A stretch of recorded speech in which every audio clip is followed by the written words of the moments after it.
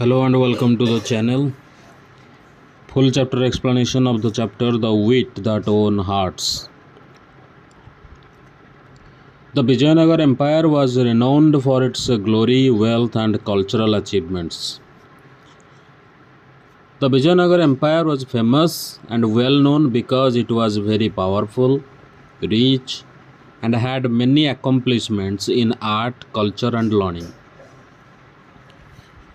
Among its many illustrious rulers, King Krishnadeva Rai stood out as a wise and powerful monarch. Out of all the great and famous kings who ruled the empire, King Krishnadeva Rai, who ruled from 1509 to 1529 CE, was especially notable for being both intelligent and strong as a ruler. His reign is often referred to as the golden era of the Vijayanagar Empire, a time when art, literature and architecture flourished. The period during which he ruled is called the Golden Era because it was a time of great success and growth in art, writing and building beautiful structures. A great patron of learning, Krishnadeva Rai was not only an eminent warrior but also a gifted poet. The Krishnadeva Rai strongly supported education and knowledge. Besides being a famous and skilled fighter, he was also a talented poet. His works such as the epic Amukta Malyada and the Sanskrit drama Jambavati Parinayam are acclaimed even today. His literary creations, including a long poem called Amukta Malyada and a Sanskrit play named Jambavati Parinayam, are still respected and praised by people today. Krishnadeva Rai's court was home to 8 celebrated poets, collectively known as the Ashtadiggajas. The king's royal court included 8 famous poets who were highly respected. Together they were called the Ashtadiggajas, which means the 8 great elephants, symbolizing their importance. These poets, including Allasani Peddana and Tenali Ramakrishna, enriched the literary tradition with their masterpieces. Among these 8 poets were well-known figures like Allasani Peddana and Tenali Ramakrishna. They contributed greatly to literature by creating outstanding works of poetry and writing. Tenali Ramakrishna in particular was known for his quick wit and humor, earning him a special place in the king's court as both a poet and a witty advisor. Tenali Ramakrishna was especially famous for being very clever and funny. Because of this, he was valued not only as a poet but also as a smart advisor to the king. His clever solutions to seemingly unsurmountable problems made him a beloved figure in the empire's history. He was loved and remembered for coming up with smart and creative answers to very difficult problems that others thought couldn't be solved. Even the wisest rulers face moments of disharmony, and at one such time, the king had a quarrel with his queen, Thirumalambal, over a seemingly trivial matter. Even the smartest and most thoughtful kings sometimes have disagreements. Once, the king argued with his queen, Thirumalambal, about a small or unimportant issue. For weeks, he didn't utter a single word to her, and in his frustration, stopped visiting her altogether. For many weeks, the king didn't speak to the queen at all, and because he was upset, he completely stopped going to see her. His absence cast a shadow over the palace, and the once cheerful corridors seemed quiet and forlorn. Because the king was not around, the palace felt gloomy and sad. The hallways that used to be lively and happy became silent and empty. Thirumalambal, distraught and upset, tried her best to resolve the issue but failed. The queen, feeling very worried and sad, tried very hard to fix the problem between them, but she was not successful.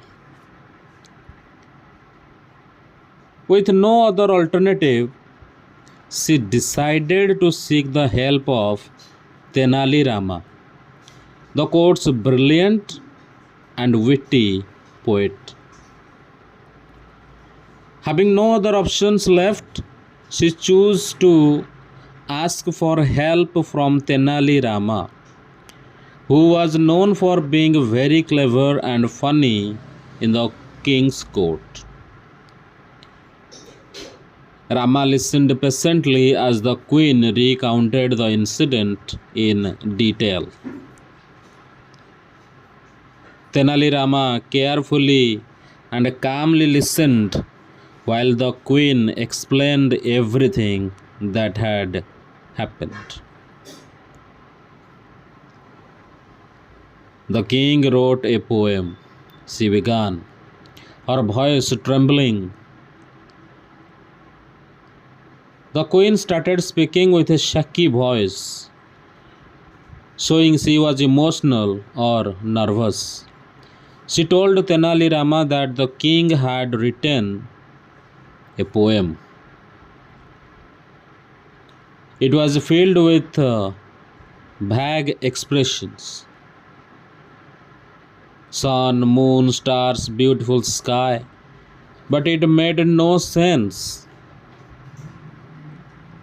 She said the poem had unclear or general ideas like sun, moon, stars, and beautiful sky, but it didn't have a clear meaning or message.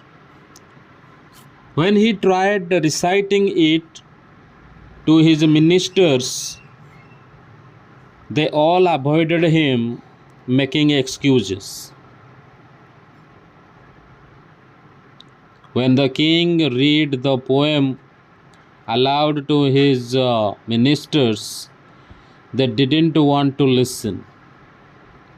When the king read the poem aloud to his ministers, they didn't want to listen.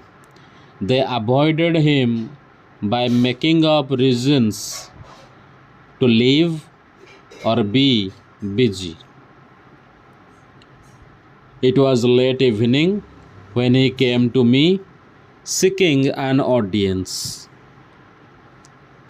In the evening, the king came to meet the queen, wanting to recite his poem to her. He began reciting it to me, but I was so exhausted after a tiring day that I yawned. Not once but several times. The king started reading the poem aloud, but the queen was very tired from a long day. She yawned repeatedly, not because of boredom, but due to fatigue. The king thought I was disrespecting his poem and stormed off. The king misunderstood her yawns as an insult to his poem. He got angry and left suddenly in frustration. Since then, he has not spoken to me. From that moment on, the king had completely stopped talking to the queen. If I had known this would happen, I would have chosen another day. She regretted her timing. If she had known the king would react this way, she would have met him on a different, less tiring day. Help me, please, Rama. Only you can help the king understand. She pleaded with Tenali Rama to help her. She believed only he had the cleverness to make the king see the truth and fix the misunderstanding. Rama nodded thoughtfully. If you like, I will try my best to resolve this matter, Your Highness. But this needs a well planned approach, and I may need time to find the right strategy. Tenali Rama agreed seriously, showing he was thinking carefully. He told the queen that he would do his best to help, but solving this problem would require a clever and carefully thought out plan, and he might need some time to come up with it. The queen, who had placed her last hope in Rama, agreed and thanked him profusely.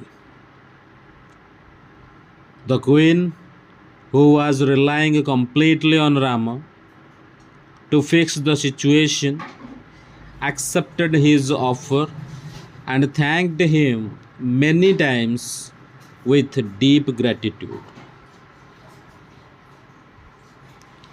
The next morning, the royal court was bustling with activity. The following morning, the king's courtroom was full of energy and movement as people were busy with their duties. Ministers, scholars, and courtiers filled the courtroom, its intricately carved pillars towering towards the high ceiling.